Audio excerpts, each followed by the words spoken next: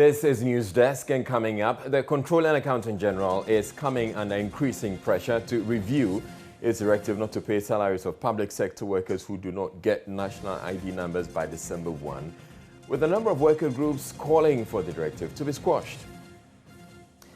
Details as the National Association of Graduate Teachers calls for retraction of the directive and more engagement on the matter. The Greater Accra MPP Delegates Conference takes place today. We'll take you live for excerpts of that process. And on the classroom projects, hope is eluding pupils of Bremang Jamra DA Basic School as the appeal for support to reconstruct their weak school buildings remains unheeded. When we are studying in class and we look around ourselves and a lot of cracks are in the building, we feel like not coming to school because how it has been, we don't know the time the building will collapse. We have details. We also have business and sports coming up. Just stay tuned in. I'm Israel.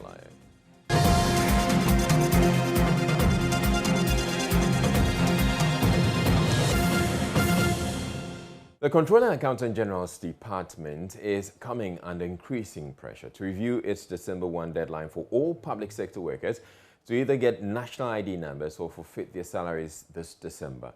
The Industrial and Commercial Workers Union had kicked against it, insisting the Controller and Accountant General does not have the powers to issue the directive. Minority spokesperson on employment and social welfare, Dr. Kwabna Donko, has also raised concerns. He spoke on Joy News Prime. Young worker on the controller's payroll has a contract of employment. That contract of employment does not involve the production of a Ghana card. And therefore, if administratively we found out that using the Ghana card can help us prevent fraud, which nobody in Ghana wants, if it can help us administer the payroll more efficiently, which we all want, that is a good thing.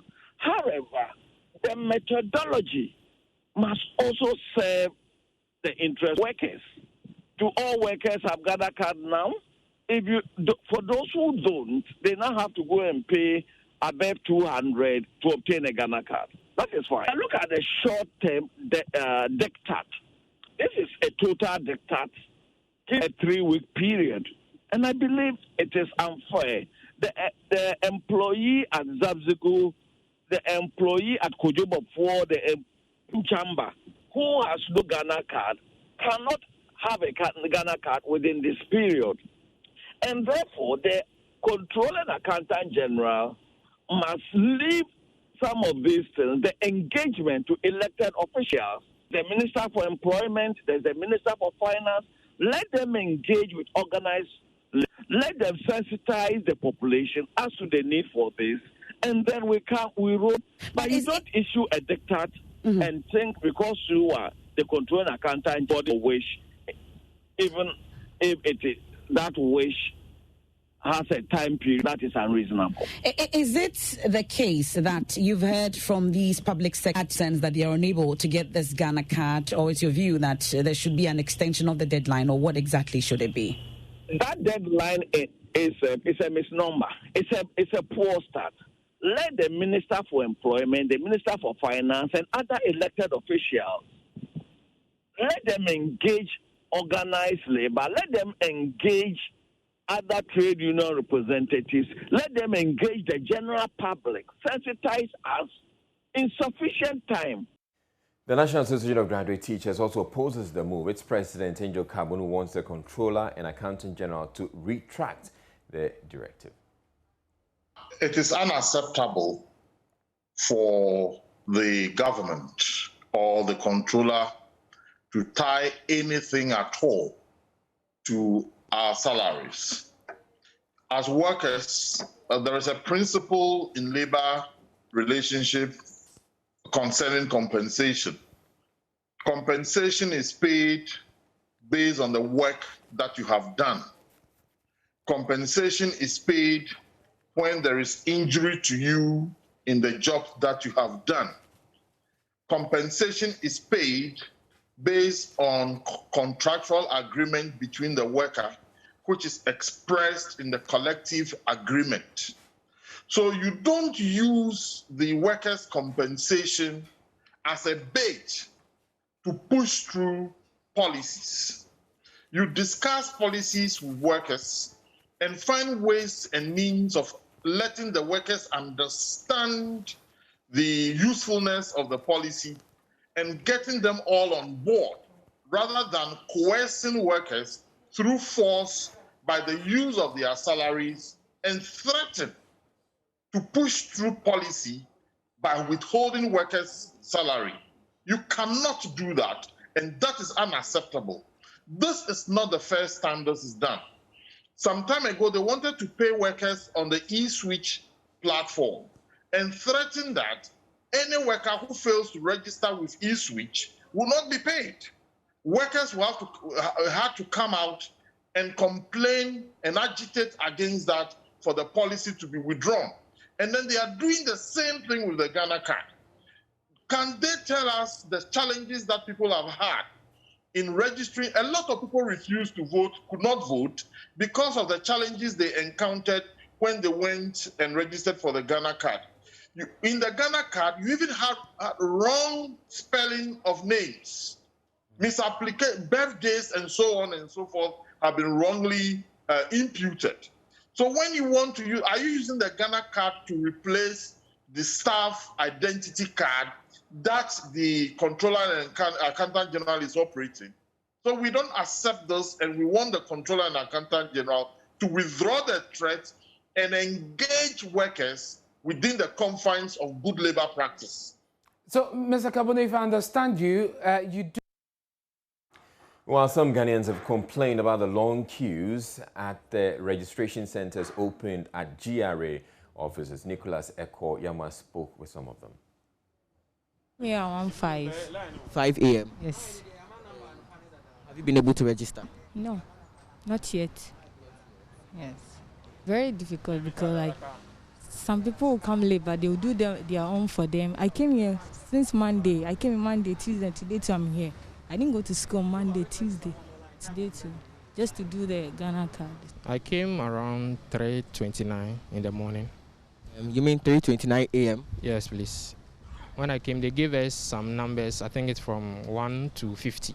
I was number 4, but the person who is supposed to guarantee for me, they said he's not a professional worker, so they will not allow him to voucher for me like how they do it some way. So I'm waiting for someone who will finish, then the person then guarantee for me. I'll be here for a while. For about 2 hours. I think 3 hours. They said they have already counted them. So unless tomorrow. I came here exactly 5:30 a.m. I'm vouching for my son. He has not registered. He is in the queue. It's going very slow. Seriously, I don't even know. But can you imagine? This is Ghana, and we're giving numbers, and then the number ended up to 45. But we find people with 58. They were rather ahead of us. So it created a pandemonium. We have to go and then sack those to 58 and 57. Yeah, so that's the issue. So I think as of now, it's going smoothly.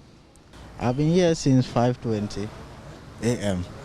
Now that they give us tickets since morning around 6, and we are on the line. So I think I'll be the next person to go in. If they can improve it to make it a little bit faster, I think it will be better. Been here since morning, that's 5 a.m. As we've joined the queue, now it's like we are getting closer to do it, so I don't know. Maybe the challenge is that since maybe there's one person that's doing the registration, or it actually delays because we came here for a very long time, and then still up to now we haven't done it yet, but we are still in the process. So I would have wished maybe if it's like there are many or 2 or 3 people that are doing the registration so that you can run fast. But since it's one person, so the process is very slow. I was at the Registrar General department, but when I got there, they told me they had already given numbers to them. That was around 7 a.m. And so I have to go and come back tomorrow. So I just came here to see if I'd be able to do it. Have you been attended to, or have the NI official told you anything? No, nothing yet. It's all parts because I'll be starting my service soon. And so if I don't get it, I wouldn't be able to get bank accounts and all of that stuff.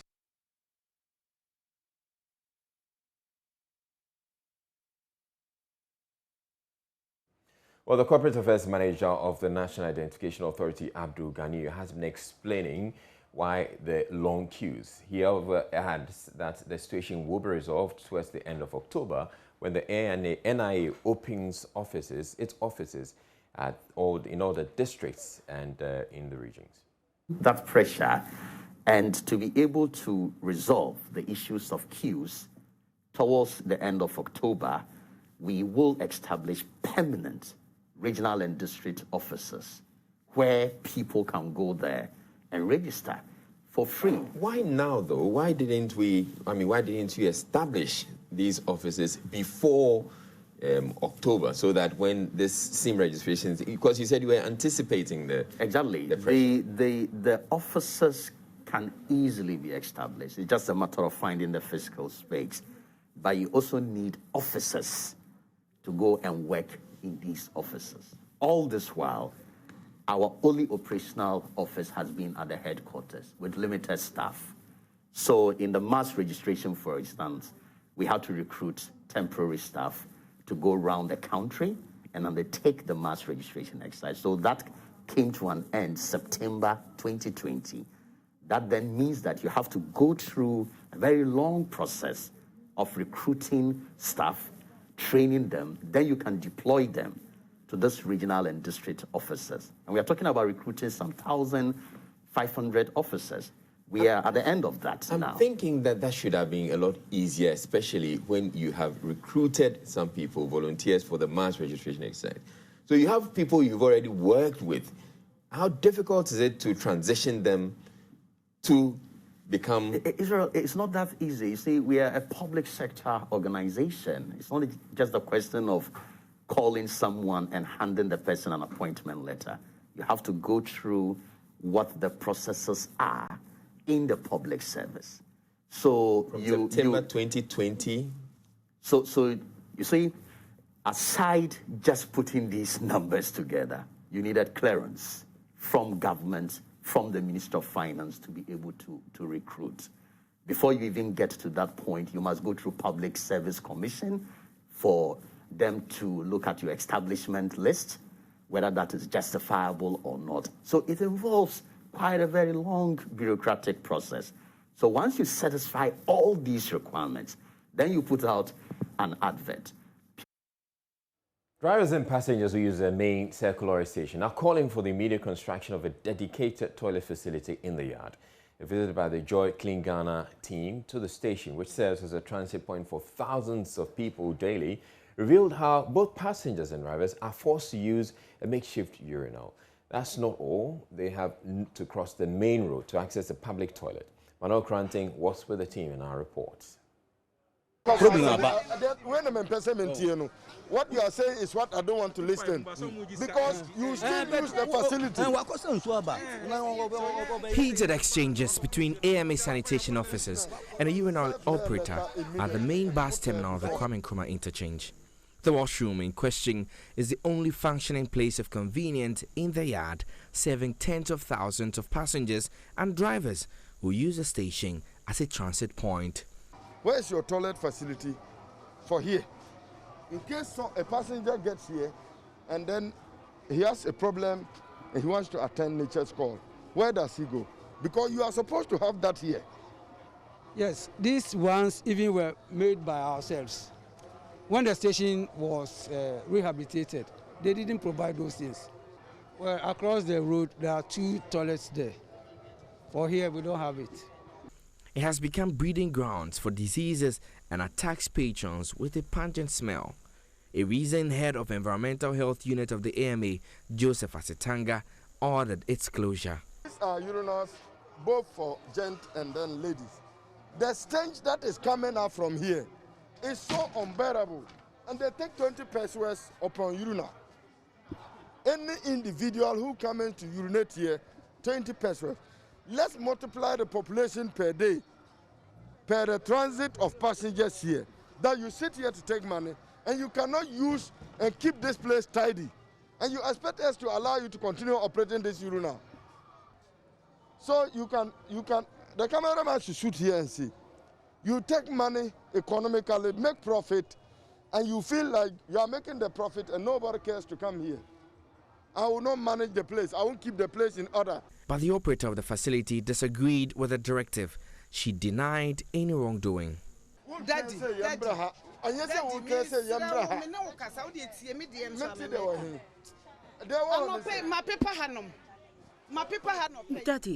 Daddy, we have been cleaning this place. We have a chemical that we use to clean this place every single morning.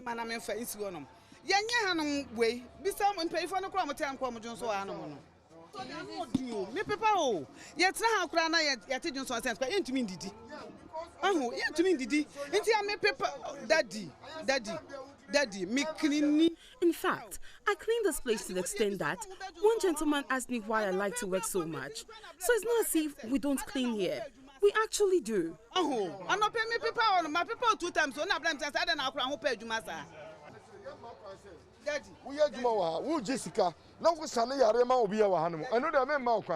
While this progresses, passengers and drivers alike who use the park want the immediate construction of a proper toilet facility for them.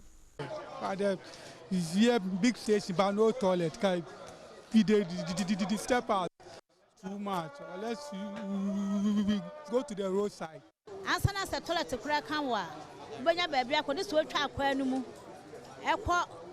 We are really suffering. We have to cross the road all the way to the other side before we can get a public toilet. They should help build one here for us.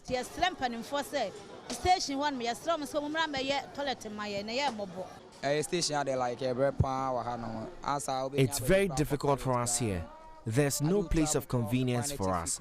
We have to cross the road before we get a place to ease ourselves. The authorities must help us to get a dedicated toilet facility here. They have to help us and as you get one toilet at this station. If you want to do toilet, you have to cross the road before you go to toilet. So you are begging them to find toilet here for us.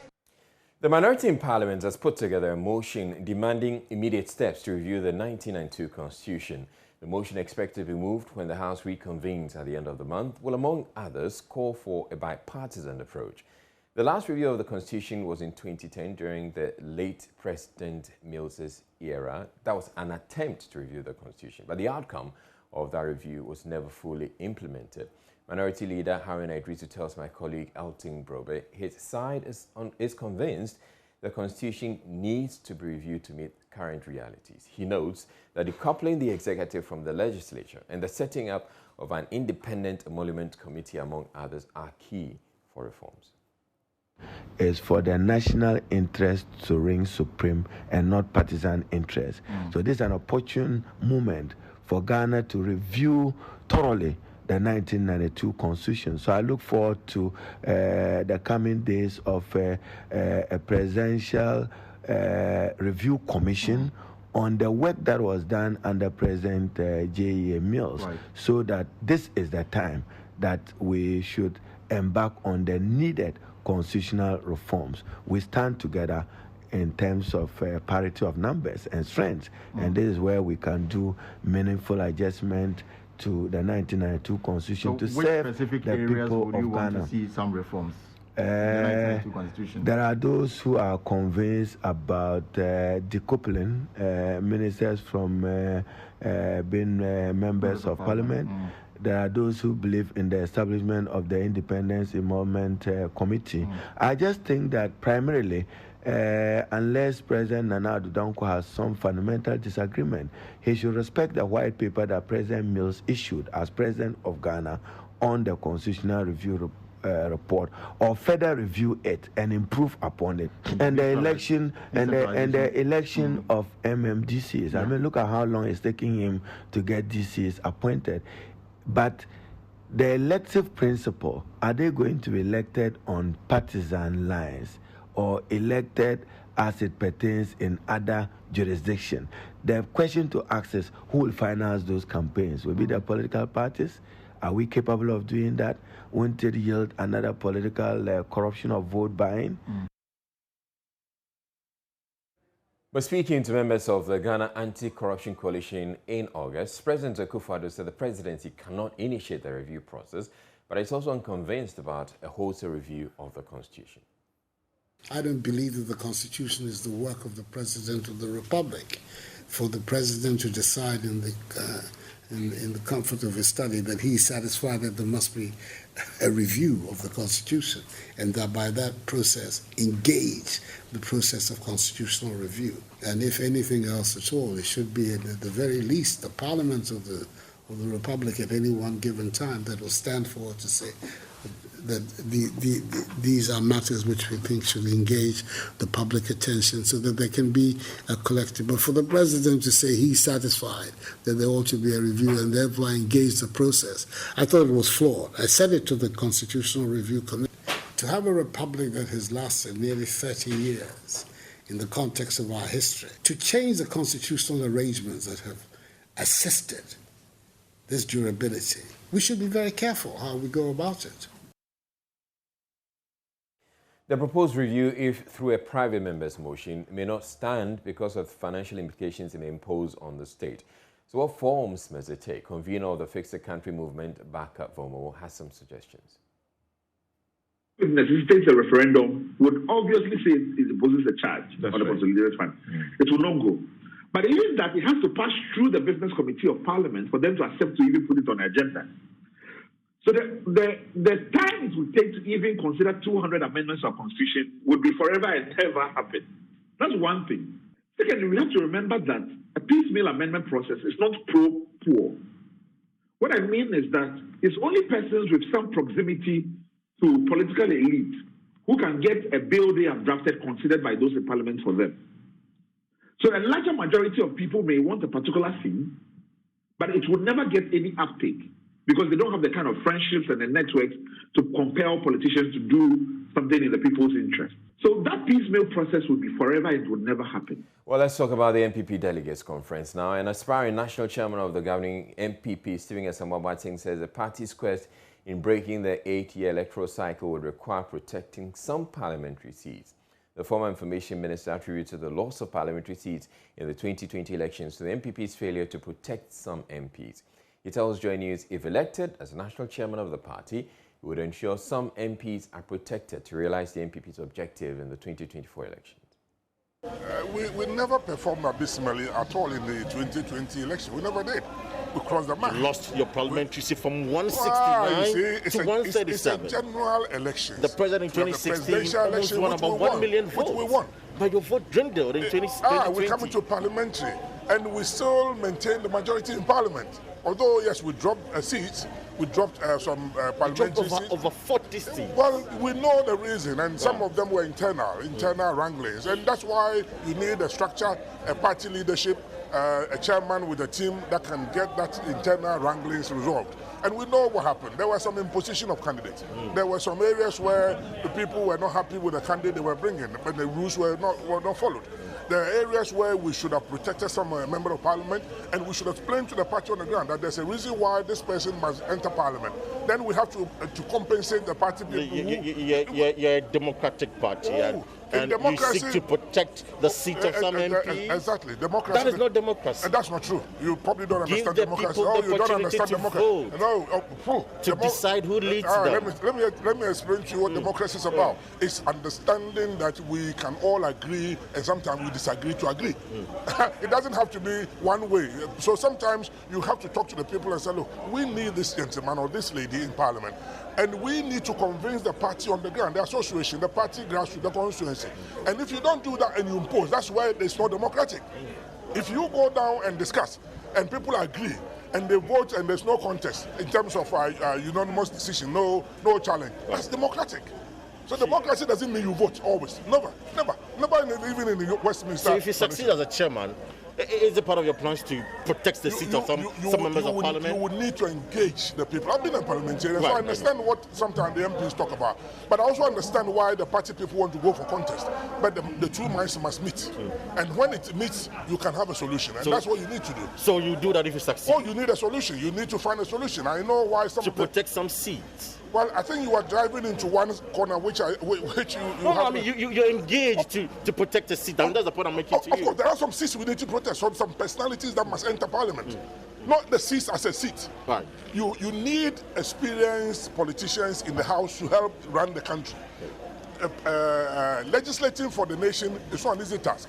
Even understanding the standing orders of parliament is not easy for the first time MP to go in there and do. You need seasoned ones who are there. But if they are not performing home, then you need to tell them what it is wrong with them. But if they are performing and there's still somebody who is behind them trying to undermine, then you need to call the person and tell them that, look, we need this person. Why are you challenging when you can easily agree to disagree? Those things are Jojo. We Jojo. In democracy, you Jojo. It doesn't mean that you stop them. If you stop them, that's imposition. That is not democracy. And I don't intend to impose anybody. I intend to open up for discussion, and then if voting has to happen, it has to happen. If voting doesn't have to happen, but we have to talk to them for them to agree, that's democracy. Right, so there's an Accra session of the MPP Delegates Conference, and my colleague Kwesi Parker-Wilson will be joining us from the Nat Hall where it is happening. We'll bring you that after this break. Do stay tuned in. So we're returning to our earlier story on the MPP Delegates Conference, which is happening here in Accra. My colleague Kwesi Parker-Wilson is at the Nat Hall, and he brings us the very latest on that. Now, Parker, before we talk about today, just give us a sense of how the process panned out in the other regions you visited.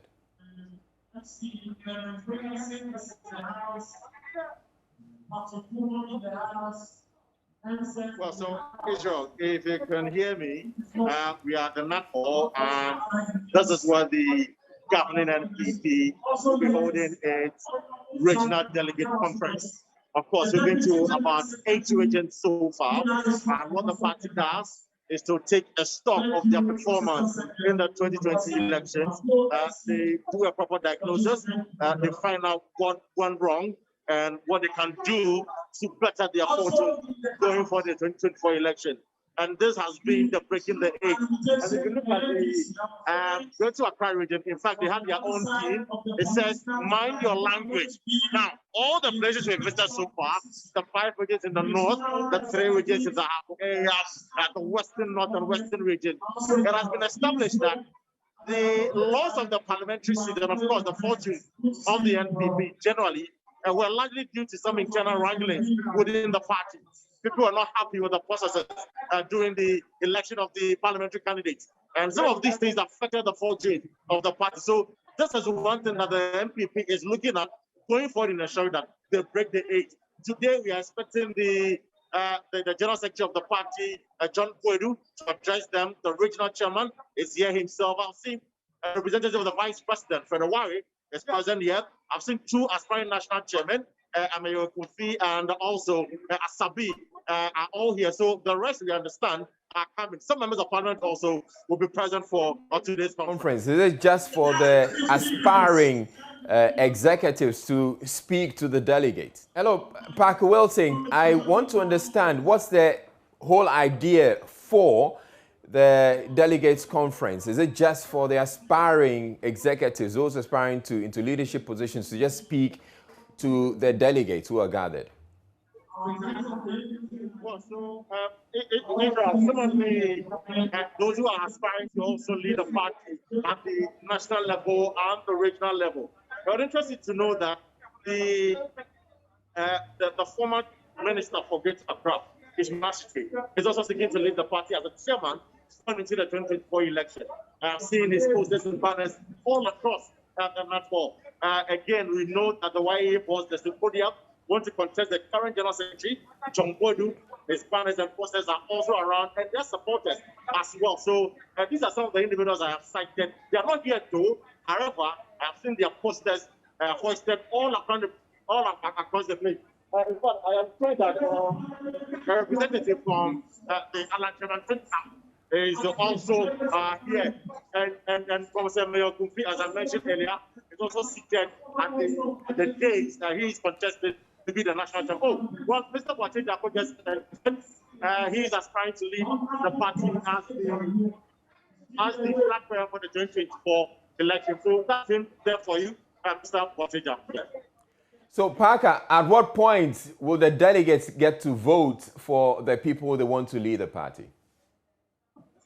Well, so the party says that on December 20, or December 18th to 20th, they will hold their national annual delegate conference. So all the party supporters across the country will converge in Kumasi for that conference. When that day, or when they hold that conference, somewhere in January, that is when they open nominations for individuals seeking to lead the party at the various level, right from the polling station to the constituency, the region, and somewhere in June, that is when they're going to have the national executive election for the chairman, the general secretary, and the others. All right, thank you very much, Kwesi Parker Wilson, bringing us that update from the Nat Hall here in Accra. As the Christian majority in the country serve notice, it will leave no stone unturned in its quest to ensure the anti-LGBTQ plus bill is passed into law. State of Play will this afternoon explore the impending clash between religion and politics. The current anti-LGBTQ plus bill continues to sharply divide opinion in the country. One group that is raising the stakes in this matter is the faith community. In fact, they've sent a stern warning to members of parliament that the only acceptable outcome is passage of the bill. On their part, some MPs have attempted to push back, insisting they will not succumb to pressure from the church. Well, this afternoon at 2:30 p.m. on State of Play, our analysts will discuss this controversial issue as the line is now drawn for an impending clash between religion and politics. But first, here is what to expect. The grouping that is unclear about how they want to show their hand is the majority in Ghana's parliament. Well, that's a very controversial subject because the chairman Sabonsu says, well, listen, what do you mean by we are unsure? But there's one thing that for me has become very apparent. This clash between religion and politics. The religious leaders, the clergy, have warned that this time religion won't sit back. That's true. The religion will fight back if the political class decide to go against the bill. In fact, it's almost like for the first time they are setting some dominance. In fact, we are a population, we are 75%, we need to influence policy, and you cannot go against us. So State of Play is live on all our social media handles from 2:30 p.m. It's just on social media. So if you want to be part of it, you know, you just have to go onto our social media handles. We're talking about on Facebook, on Twitter, on YouTube, and Instagram. And there's, those of you who would want to take part or have your views heard, you can also join via Zoom. So we have the meeting ID all displayed on the artwork you find on your screen. Of course, we're going to share this on our Facebook page as well. So if you want to join, you know how you can join. Former Deputy Power Minister John Jinapor is questioning government's commitment to cushioning Ghanaians against the effects of the hikes in fuel prices. The MP has announced the suspension of the Price Stabilization Fund and the recovery levies for the next 2 months to ease the burden on consumers. But speaking on PM Express, spokesperson for the oil marketing companies Kweku Ajumengdia said the 7% increase in fuel prices will reflect at the pumps by Saturday morning. Oh yeah, the trend is showing that way. You know, we don't know what will happen tomorrow. I mean, like Ngudu said earlier on, prices are so volatile. If it does, it's 7%, it's going to be increased. Definitely, it's something we have to pass. Okay, so when should consumers expect that increase to reflect at the pumps? Basically, it's the end of the window, the beginning of the next window. Normally, that's how we work. So the next, but then it has been sorted out procedurally. Obviously, we can just get out the public may not be that much. Yeah, I mean, I can guarantee you that. When is the next price window, and the beginning of the next one? We are just ending the 15th. Then we start on this. On the 16th. So this will be Saturday morning. Yeah. This will be Saturday morning.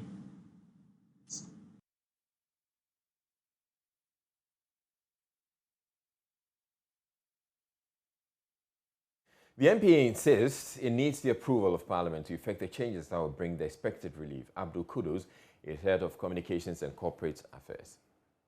Okay, so we at NPA actually are looking at the next pricing window, that is from 16th Which is this Saturday. This is what he's talking about. Absolutely. But you need parliamentary approval. Obviously. But Parliament is not recess till 26th. I don't think when it's zeroed out, we need parliamentary approval. When it's No, but in their statement, they said they need parliamentary approval. When it's zero? Yeah, yes, when we it's do. Yeah, they do. I mean, that is MP. I think it comes under the Fees and Charges Act or something. Yes, it does. So Parliament must certainly look at it. But like I said, we are looking at the next pricing window. It's possible Parliament could take the decision tomorrow. I'm not too sure. Parliament is on recess. It is on recess, but till 26th. Yes, I don't know whether they need a total recall for that decision to be taken. I don't speak for Parliament, and I don't know how they do that way. But former Deputy Power Minister and Ranking Member on the Mines and Energy Committee of Parliament, John Jinapor, disagrees with the MPA. He says government can make use of the Stabilization Fund, which does not require parliamentary approval. So that means that you are not reducing the prices now. No, yes. And that until Parliament resumes on 26th, the minister then has to lay the document. It is referred to the committee goes to deliberate, brings it to the plenary approves, and it's only 2 months. Is that not what they want to do? 2 months, yes. So the first thing is that the MPA should tell us how much do we have in the price stabilization levy. The essence of the price stabilization levy is to accumulate money so that when there's an increment like we are expecting, you can fall on that money to cushion consumers. So they don't need to even tell consumers that we are suspending, withdrawing, or whatever with the price stabilization. The price stabilization is supposed to be accumulating money. And when I checked from the energy sector levies account, there's so much money in that account. It's unfortunate that I'm at a program. That's why I said I wish I was there. I would have pulled all the figures. Because we are talking of hundreds of millions of cedis, which can cushion consumers for a considerable period of time before Parliament resumes and decide whether to suspend that tax component or not. Because it's a tax. It is the Energy Sector Levies Act. So I'm surprised that the MPA says that they are waiting for Parliament to resume. So I'm asking that MPA, how much do you have in the price stabilization levy? And how many weeks, days, or months can that amount cushion consumers? I think we should answer that question. We're taking a break now to bring you business news to stay tuned in.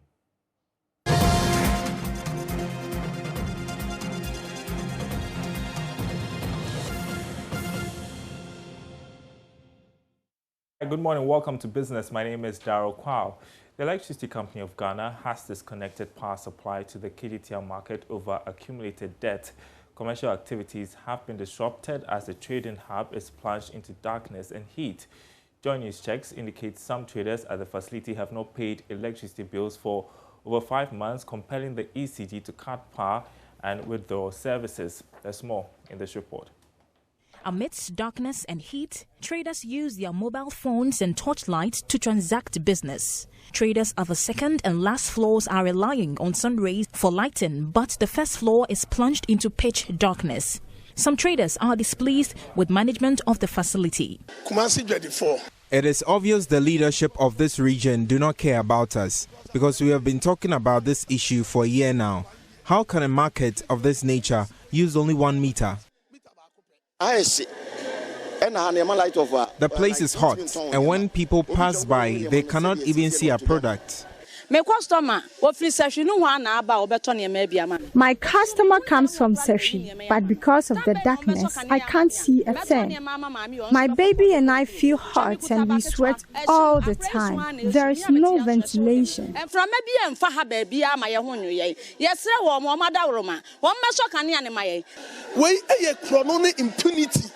This is extortion. We have petitioned the regional minister, but to no avail. We shall embark on a demonstration. Leadership of trade unions at the facility are unhappy with the development. They re-echoed the need for management to urgently get them separate meters. It's quite unfortunate we've got to this stage, because traders have been negotiating with management and who matters within the management of Kumasi City Market, urging authorities that traders are prepared to pay for their individual separate meters, because we've realized that the prices that management is levying us with respect to the service charges and then the light bills are on the high. That's why we said we wanted individual separate meters. So what is obstructing the management in not allowing the traders to get their separate meters? It is quite unfortunate we've gotten to this stage, but as leadership and our members, we've just called for an emergency meeting to discuss and plan our next line of action. City Mayor Samuel Pine says he awaits a full briefing from management of the facility on the challenge. He has, however, asked ECG to connect to power whilst the authority negotiates a payment plan. Yeah, it's come to my attention, and with the Metro Coordinating Director, we've spoken with the management of the City Company of Ghana, and we're sure they're going to restore power. Then we're going to look at payment plan. Again, we've also invited the Managing Director of the company managing the facility for discussion. Well, the latest we're hearing is that power has been restored to that market. We'll keep following that story for you.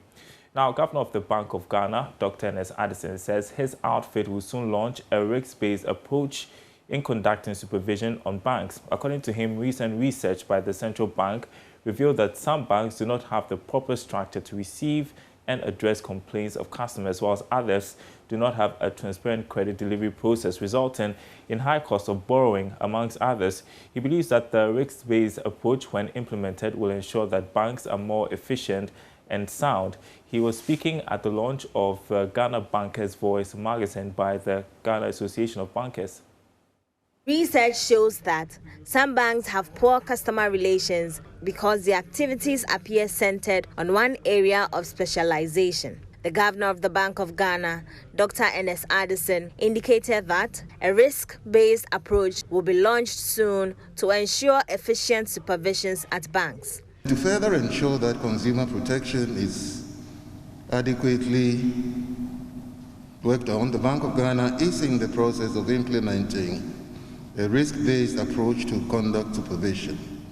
This means that the bank will move from the thematic, silo-based conduct supervision to a more efficient, risk-based conduct supervision.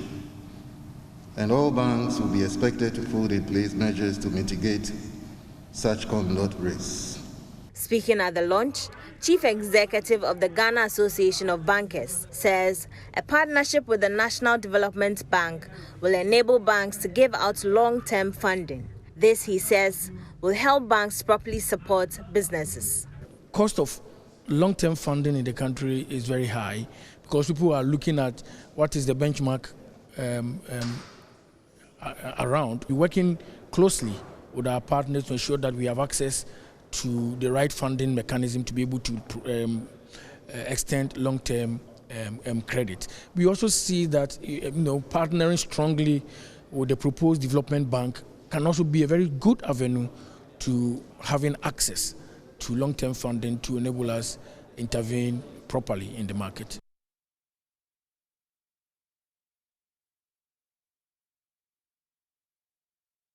And that's all for business. For now, more news on our website, myjoyonline.com/business. Handing you back to Izzy because he's got some information on our fuel challenge and prices for that matter. All right, so there's been this conversation about government suspending the price stabilization levy for 2 months, and the NDC is saying, well, you don't need to come to Parliament to do that. You can actually make use of the funds available because the levy is supposed to have accumulated some amount of money. Now, ACEP, the Africa Center for Energy Policy, has put together their own estimate of what they think is the amount of money that's available in that fund. And I'll be sharing that statement that they've put out with you in a bit. So that's what we have on the screen now. So ACEP is saying essentially that zero rating it and saying that we're not going to charge for 2 months only questions the efficiency of the levy. So they go in to explain to us the origin of the levy, and it states, they're referring to the law. It says, the minister shall cause to be opened and maintained an account to be known as a Price Stabilization Recovery Account, for the purpose of receiving monies realized from the Price Stabilization and Recovery Levy. Monies in the Price Stabilization and Recovery account shall be used, A, as a buffer for under-recoveries in the petroleum sector, B, to stabilize petroleum prices for consumers, and C, to subsidize premix and residual fuel oil. It goes on to talk about between 2016 and 2019, how much consumers have paid over the period, and it goes on to say cumulatively this fund has raised about 1.8 billion cedis. Wow. Out of this amount, about 948 million is expected to have been cumulatively spent on subsidies, leaving like nearly 1 billion cedis as the balance on the account. So given that the levy has never been used to stabilize prices since it was imposed in 2015, government to use that. And do we know what the monies are used for, in the monies in the fund right now? If not, why not cushion the customer? That's the point that ASEP is making, that the money is sitting there, and we should be able to use that to cushion. That's if it is still sitting there. Just play mischief. All right, yeah, but important point. Thanks very much. Thank you very much, Darren, for bringing us business. Up next, we'll bring you sports. Before sports, though, hope is eluding pupils of the Bremang Jamra DA Basic School as help is yet to reach them for the reconstruction of their dilapidated school block, which has become a death trap. The current building in which they study has developed cracks. The roof is leaking and the classroom is overcrowded because a weaker portion had to be collapsed to prevent any disaster, forcing school authorities to cramp 2 classes into one space. One of the pupils could not hold back his frustration as he opens up to join us during a visit to the school as part of the multimedia group's classroom project.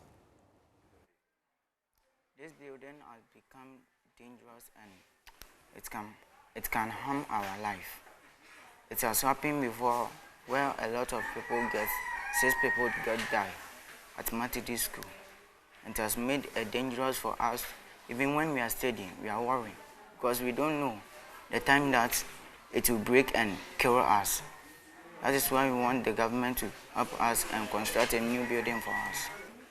I think the building can collapse at any time, and it can harm a lot of people.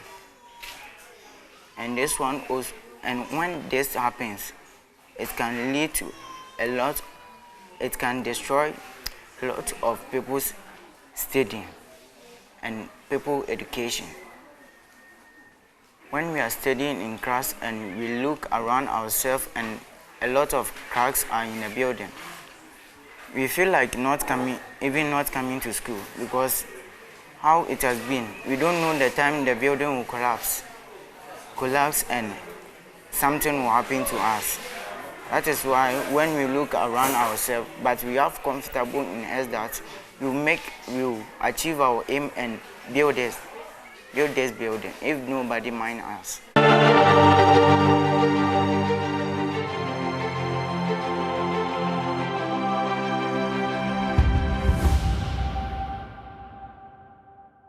So be the miracle these people has been waiting for on the classroom project. For your Momo transactions, the number is 059-303-8832, the multimedia group, Joy FM. And for your bank transactions, visit the Castle Road branch of Access Bank. The account number is 009-010-105-4191, and it's on your screens right now. We bring you sports news next.